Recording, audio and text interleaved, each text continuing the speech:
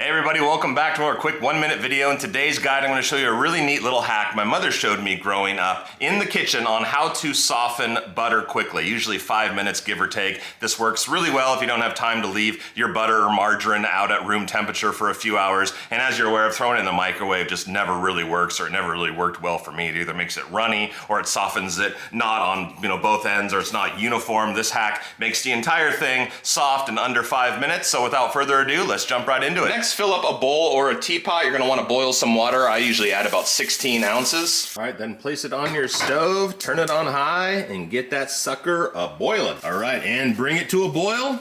Good to go. Next, grab yourself a decent pint glass, something that's, fairly thick. Then carefully add your boiling water to this glass. After about a minute or so, just pour out the water. Take your butter or margarine, keep it in the wrapper, and then we're just gonna carefully place the hot